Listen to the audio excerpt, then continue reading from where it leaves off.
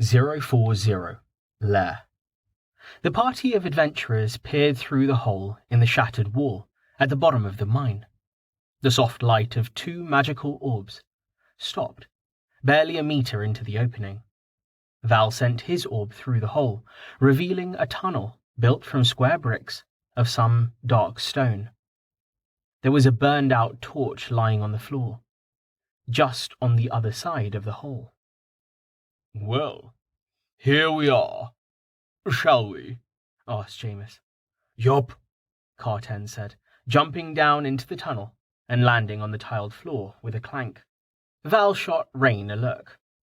"You sure you don't want to take that physical defense aura?" Rain shook his head. That would be a mistake. I can only use one aura at a time, and the percentage isn't high enough. Even if I boosted it, I'm betting the efficiency would take a hit. No, it's much better to just not get hit in the first place. This is why I wanted to wait a day or two. I'll be okay, though. I've got my armor. Rain knocked his hand against the side of his metal helmet to demonstrate. "That's the spirit!" Val clapped him on the shoulder and jumped down. Rain went next, dropping the quarter-meter to the floor of the tunnel, and looking both ways. Detection revealed nothing, but he was wary of trusting it after Jameis's warning. Amelia followed. Then she and Val sent their light zipping down the tunnels. They split off in opposite directions, leaving the group in momentary darkness. The tunnel to the right stopped after a short distance, ending in a collapsed pile of rubble. The other direction appeared clear, however. The stalwart pool of light from the lunar orb looked tiny as it fought its way further into the oppressive darkness. "What's the range on that thing?" Carten asked, looking at Amelia as the orb continued down the tunnel. 1,000 stride, Val answered. He nodded down the tunnel. "That one's mine." Rain blinked and looked at the tiny light in the distance. Tallheart said he was about 3 stride tall. I'd put him at around 220 centimeters. Therefore, a stride is like 3/4 of a meter, more or less. So 750 meters, at least for that spell. That's... wow. "Not that I don't believe you, but that seems excessive," Jameis said. He was staring down at something in his hand, making a page-turning motion. What was that about? Is he using his interface? Why does it look like he's turning the pages of an invisible book? "It has its uses," Amelia said. "The spell has limited autonomy. You can assign it to follow someone, for example." "Oh, I see," Jameis said. "Here it is. Lunar orb. Summon a biddable light spirit. Low mana cost. Extreme range," he summarized, staring at his empty palm. Yep, that's his interface all right. He closed the book when he was done and everything. Why am I not surprised? "Oh, hit the wall," Val said, staring into the blackness. Rain couldn't make out anything more than a faint glow of the lunar orb, now far in the distance. "How can you tell?" Carten asked. "I can feel where the orb is. It can't go through stuff, so I know there's something there if it stops."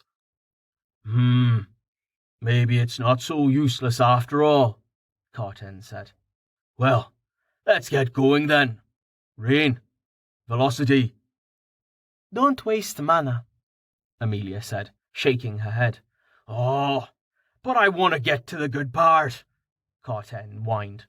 The group set off toward the light in the distance. Val brought his orb back and kept it at around 20 meters in front of him, so they could have a little warning if anything was coming. Amelia's orb was slowly orbiting above her head.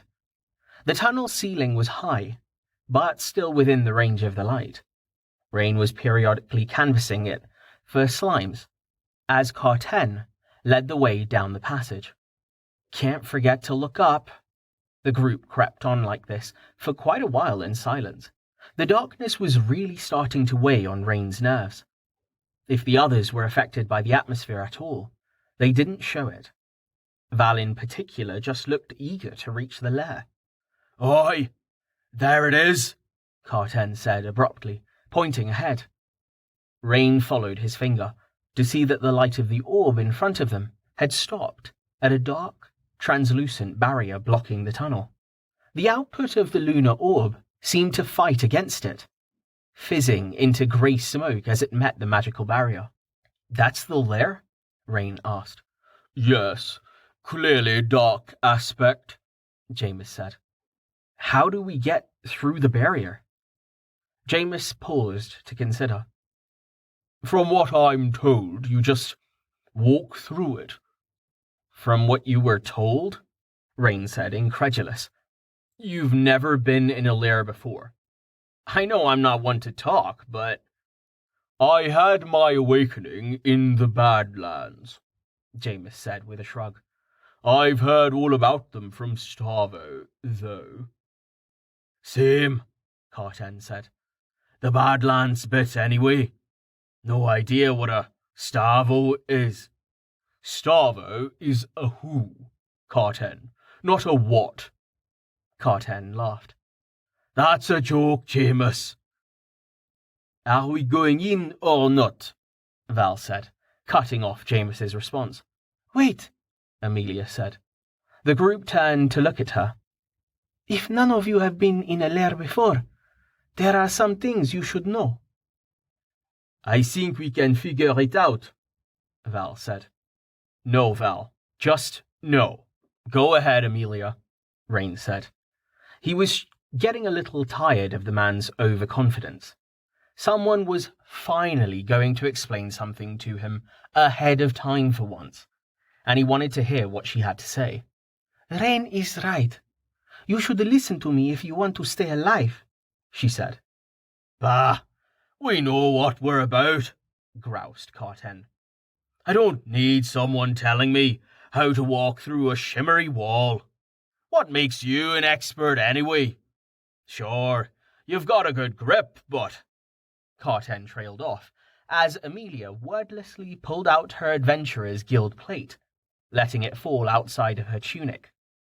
The silver metal looked almost white in the pale magical light. "Oh," Carten managed, staring at the plate. Jameis whistled. "You're a silver plate. I had no idea." No more interruptions, Amelia said. I'm here to teach Rain to not make the same mistakes as most adventurers. That means you. If I can correct some of your faults, all the better. "Oh shit," Rain thought, suppressing a smile. I think they pissed her off. I haven't seen that expression on her face since we were with Hagar's party. This, she indicated the dark wall of magic, is the barrier. Once we go past here, we'll be in the lair. The first thing you'll notice is the party display. You'll be able to see the health, stamina, and mana of your party members. She held up a hand to forestall Jameis, who looked like he was about to ask a question. Not the actual number, just how much they have relative to their cap. You'll still be able to see it, even if you get split up. If someone's name disappears, it means they left the lair. If someone's health drops to nothing, it does not mean they are dead. Do not make that mistake. It may still be possible to save them. If they are down but still alive, don't try to move them. Use a scroll or a potion. She paused, turning her head. Yes? Jameis lowered his hand. "No offense, but this is a low-rank area. Aren't you being a little overcautious? Since you're a silver plate, aren't you more than strong enough to deal with anything we find in there?" Do not underestimate a lair, Amelia said. She placed her hand up against the barrier, and Rain jumped as a dark purple glyph shimmered into existence. He recognized it as the very first number he had learned, a 5, written in stylized common. This is the lair's rank. Use it as a guide. Never enter a lair with a higher rank than the average level of your party, and never enter a lair alone.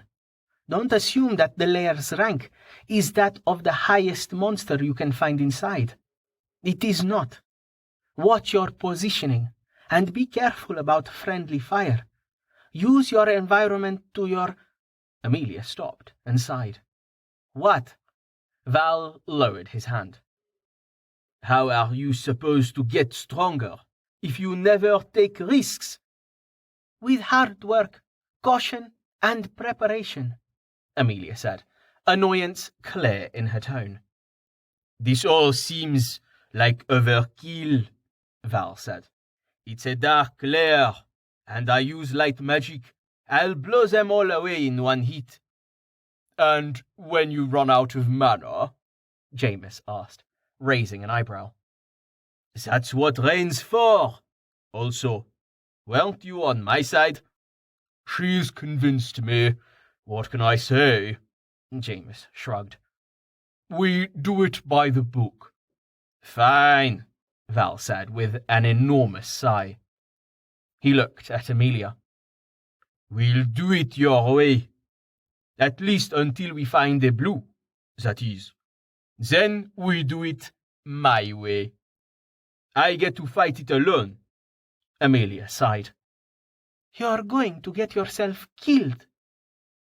I'd rather die trying to be a legend than live to old age in mediocrity, Val said, grinning. One thing, Carten said. I'm here for experience first, and money second. He looked at Amelia. I don't want you taking all my experience. I'll hang back once we're inside. I won't intervene unless it looks like someone is going to die, she said, glancing at Val. Depending on how well you do, I might break off to scout ahead, but I'm not doing that until I know you can handle it. Where's your weapon at, anyway? Carten asked. You don't look like a mage. I fight with my whole body, as well as magic. I used to be a jack, but now I'm something else. Sounds like a monk. Granted, I haven't actually seen her fight. For all I know, she might transform into a werewolf, or summon a giant flaming sword. Rain brought his focus back, as Amelia started speaking again. A few more things. First, we don't know what kind of lair this is, other than the aspect. I shouldn't need to tell you this, but for Rain's benefit, there are different kinds of lairs. Some are filled with traps that reset themselves. Some contain hordes of monsters that come in waves. Others are a maze. The possibilities are endless. Next, you see this? Looking where she was pointing, Rain saw a small bar underneath the large number floating in the middle of the barrier. He'd taken it for decorative scroll work before. This shows the state of the lair. The bar is full, so we can expect heavy resistance. Depending on the type of the lair, it might recover after a day, or not for several weeks. It depends on the size of the lair and the density of the monsters inside. She removed her hand from the barrier, and the purple glyph and bar faded away. Last but not least, if we make it to the core, do not destroy it. We are here to farm the lair, not gamble for an uncertain reward. We'll destroy it before we leave, but we might get 3 or 4 full runs in before we run out of supplies. I need everyone's agreement on this. If someone breaks the core without consulting the others first, we're going to have a problem. Agreed. I'm with you. Yep. Amelia turned to Rain, waiting. Rain nodded. I agree, but what is the core? You mentioned a reward? Every lair has a core, Jameis said. Sometimes you might hear it called a heart, or a nexus. People have different names for it. The point is, Breaking it will bring down the barrier and destroy the lair. The core will sometimes create an item when destroyed, or a mountain of tell or crysts. I've even heard stories of stranger things, like extra skill points and boosts to stats, but I'm not sure if those are just rumors. No, it's true, Amelia said. It isn't common, but it can happen. Our very own Lair, Val smiled, and nobody can stop us. Now that's just asking for trouble, Carten said. Remember Lavaro or Maria might have reported it to the guild. We could get company. Rain had been nodding along, but stopped, as he suddenly remembered Tallheart. Shit, should we go back and warn Tallheart? I know we already mentioned it to him before we even left the city, but... He'll be fine, Jameis said. He should be able to deal with anyone who shows up. Nobody strong enough to be a problem for him would be interested in a low-rank lair like this. Still, we should... Oh, come on, Rain, Val said. Let's go already. No, Rain is right, Amelia said. Message Tallheart. We are entering the lair. Be careful. It is possible that another party of adventurers may know about the mine. Rain raised an eyebrow. As soon as she had said Tallheart's name, her voice had taken on a strange, echoing quality, as if it was coming from a great distance down the tunnel. There, she said, her voice back to normal. I warned him. You really have a lot of different skills, Rain said. Is that something to do with your class? Yes, she said, but didn't explain further. I'm going in. Give me 30 seconds to make sure it's safe, then follow. Once we're inside, keep your mind on the task at hand. Tactical communications only. Chatter can wait until we are back at the camp. Man, I'm glad she's here. She really seems to know what she's doing. Now that she finally took charge, Jameis, Carten, and Val look like amateurs by comparison. Ha! What's that make me? Amelia stepped through the barrier and disappeared into the darkness. Carten turned to Jameis and laughed. How do you keep finding these crazy women, Jameis? First you find me a job working with Lavaro, and now her. She's nothing like Lavaro, Carten. Lavaro doesn't explain anything. She just glares at you until you do what she wants. Ha, yeah, you're not wrong about that. Still, I'd love a woman who could bend me over her knee. That's hot.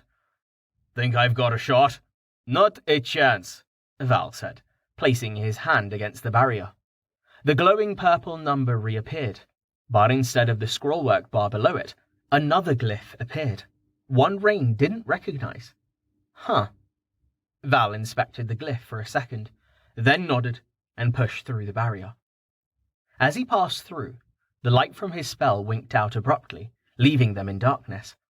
Thinking quickly, Rain activated Purify. The light was even dimmer than that of Lunar Orb, but it was better than nothing. You're next, Rain, Jameis said.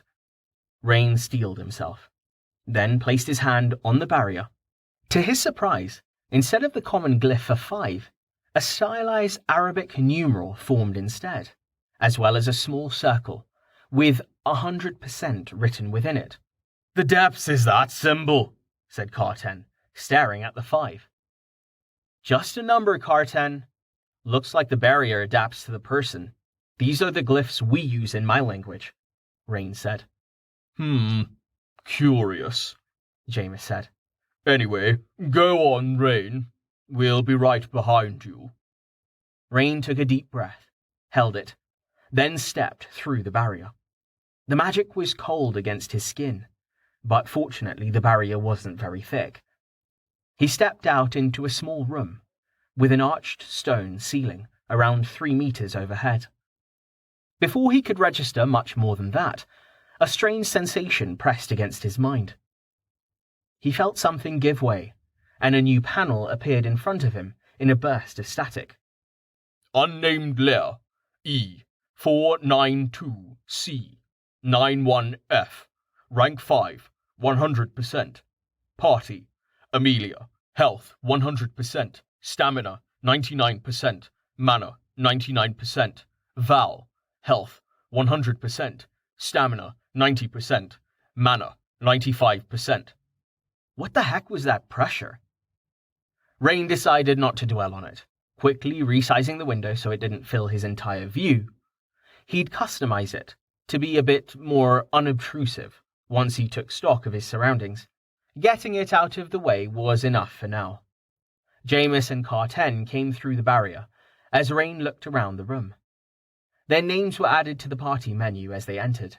Amelia and Val were standing on the far side near a tunnel leading into the darkness. Other than the tunnel and the barrier, there was nothing very exciting to look at. The floor and walls were made of the same black tiles as the hallway outside had been, and there were no defining features to hint at the room's purpose, beyond being an entrance. What's with the name of the lair? That looks like hexadecimal. Again with the computer theme. I haven't done any programming since I dropped out, and yet... Well, I suppose it makes more sense than everything being blueprints, or something. It wasn't like I was in charge of designing the buildings, just putting them together. Wait, I'm making an assumption here. Can I ask a question? Rain said, looking at Amelia. You just did, Carten pointed out unhelpfully. Amelia rolled her eyes and nodded. Does anyone else see the name of the lair as unnamed Lair E492E91F? I do now, Jameis said. Odd. The bit on the end wasn't there before. It means that we're the first ones here, Amelia said. The name of a lair isn't set until it's been discovered. We get to name it. Not that it matters, as we'll be destroying it when we're done. Dark Mine, Carten said. The Dark Mine. That's a good name.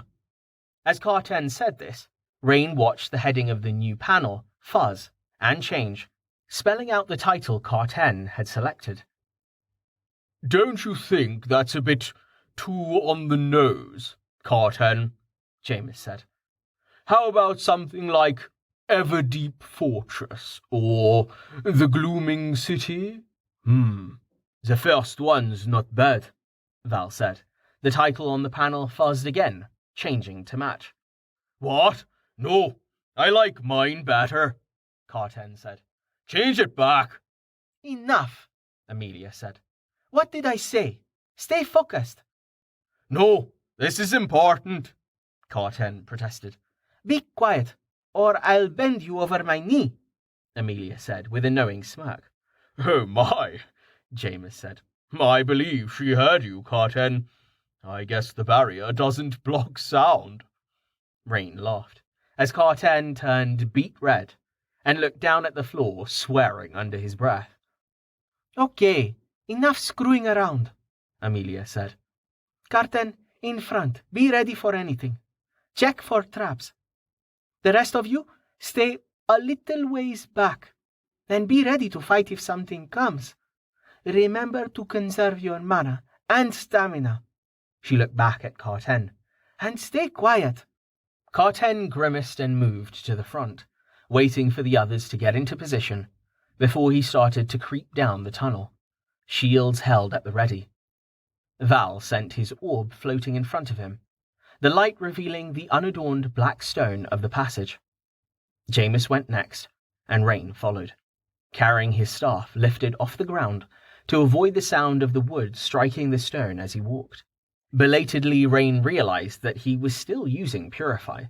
The skill was barely visible. Rather than shining with its own light as usual, the effect was subdued, only appearing as a barely perceptible mist that faded to invisibility outside the range of the two lunar orbs. I guess that's the effect of the Lair's dark aspect. Rain deactivated the skill, and switched back to Winter, seeing that a few of his companions could do with the mana.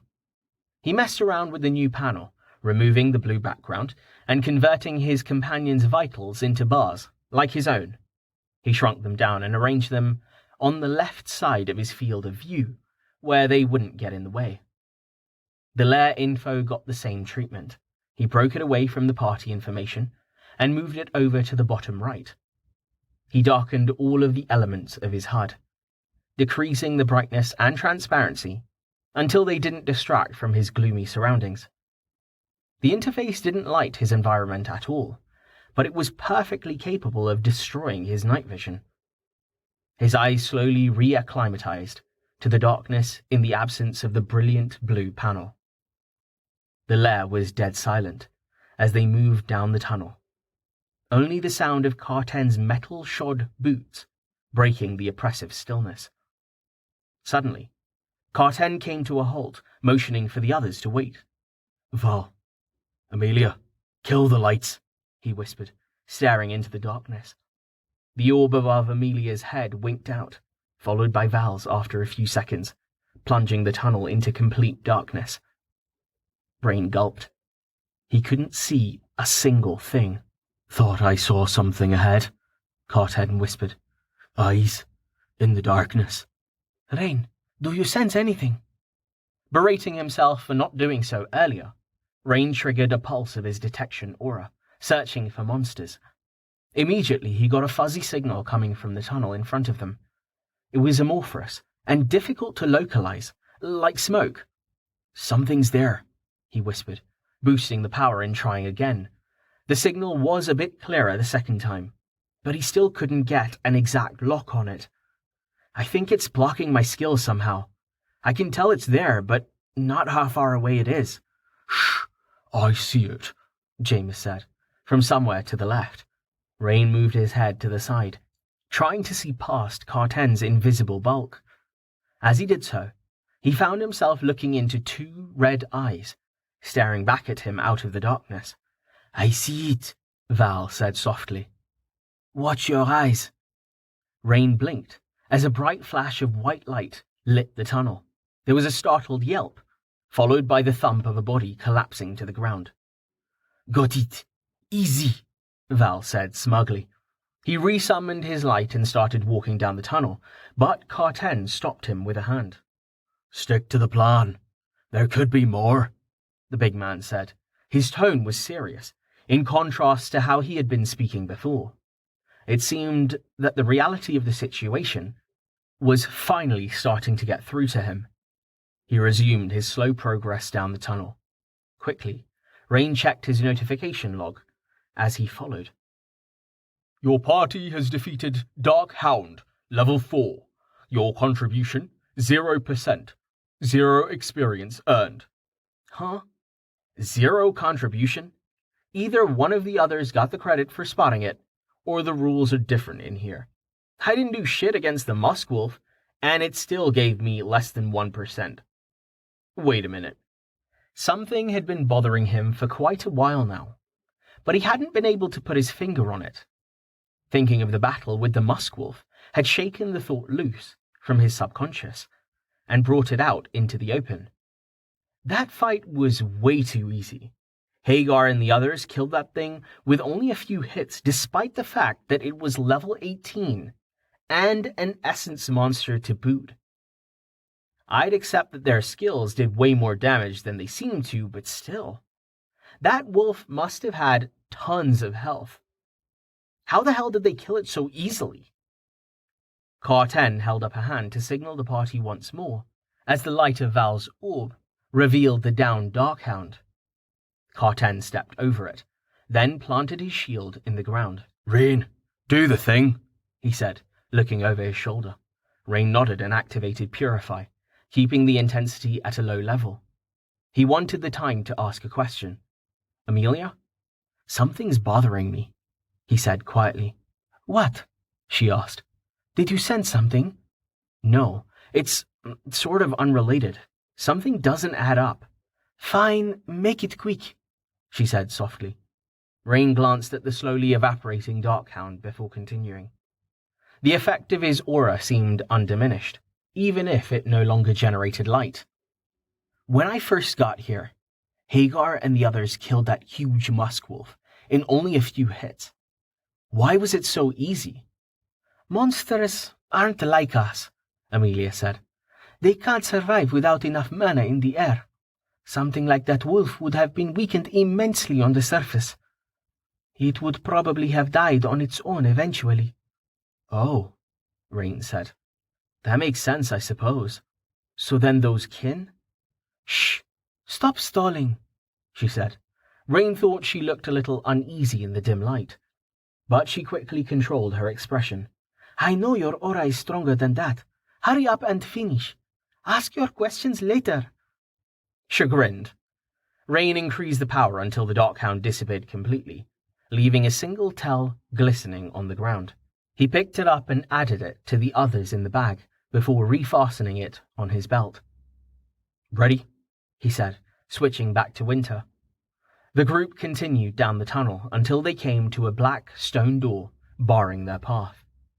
Carten walked up to it.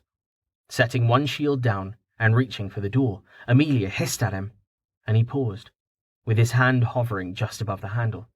What? He asked, turning to look at her. Check for traps, she said. I'm checking for traps, he said, grasping the handle firmly. There was a sudden rushing sound, and a bolt of dark lightning flashed from the handle, tracing arcing patterns across Carten's armor as it shot through him. Rain jumped back in alarm, but the lightning stopped after only a few seconds. The man's health had barely budged, according to the party window. There, trap dealt with, Carten said with a grin. And if it had dropped you into a bottomless pit instead? Jameis asked. Oh, hadn't thought of that, Carten said. He paused for a second, then shrugged. Wait, can that happen? Val asked. It seems a little unfair. I told you, don't underestimate anything in here, Amelia said to Carten before glancing at Val. And since when is life fair? Good point, Val conceded. Carten pulled the door open with an ominous creak, revealing a low-ceilinged passage made of the same dark tiles. The door was set into one of the walls of the new tunnel. The darkness extended in both directions. There was a faint sound of water dripping in the distance. Left or right? Carten asked, stepping out into the tunnel. Rain activated detection again, but he didn't feel anything in either direction.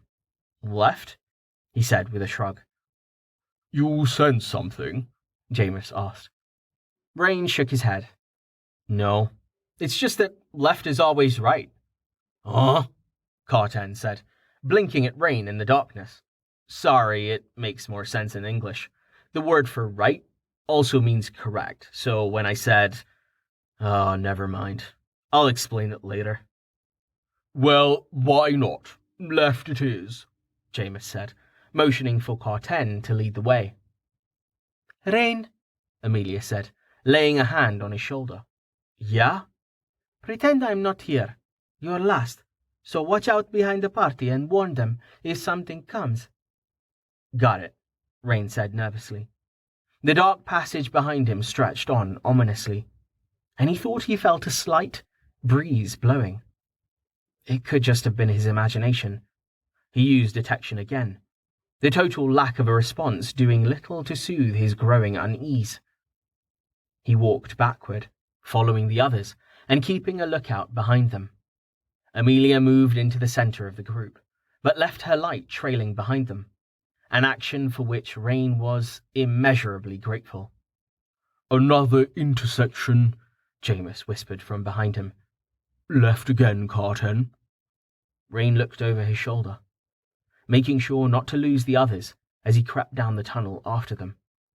The darkness and the silence were oppressive, pressing in against the light, as well as his sanity. Somehow, the lack of monsters was even worse than the eyes glowing in the darkness had been. I don't like this. I really don't like this. Reaching the intersection, he edged around the corner, sticking as close to it as he could. The darkness down another tunnel was impenetrable, concealing unknown horrors in the murky blackness, where their lights didn't reach. Amelia's orb soon rounded the corner, following Rain as he scuttled backwards. He kept pinging with detection, faster than he needed to based on the speed at which they were moving.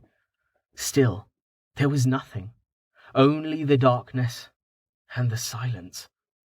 The sound of the dripping water had stopped, and the air felt like it was getting colder. Rain shivered, clutching his staff tightly. "That's odd," Jameis said softly. Rain looked over his shoulder just in time to avoid bumping into him. Val's light revealed another intersection in front of them. "Which way now?" Jameis asked. "Left should be a dead end. There weren't any doors on the side of the first passage." "Let's check it," Carten said, turning left and moving down the tunnel. Rain repeated his action from before, edging around the corner and trying to watch both tunnels at once. He winced as the metal of his chain shirt clinked against the stone. They continued on for a few minutes before Val spoke, breaking the silence. "I don't understand. We should have hit the end by now. We turned left 3 times, so this tunnel should intersect with the wall of the first one, but—" "Yes, it's been too long," Jameis said. "Keep going," Val said. "It must be just ahead." They continued in silence for a few more minutes, but the tunnel didn't end or come to another intersection. Rain was struggling to control his imagination as he stared into the darkness beyond their feeble pool of light. "Guys, I think something is very wrong here," he said. "Back the way we came?" Carten asked. "Might as well test it," Jameis said. The group turned around, Carten moving past Rain and leading the way back down the tunnel. Rain let Val take the rear, following closely in the shadow of the hulking form of Carten. He needed to give his nerves a rest, in the relative safety of the center of the group. Though he kept trying, detection still revealed nothing. Carten halted abruptly, and Rain bumped into him, with a clatter of metal links against plate.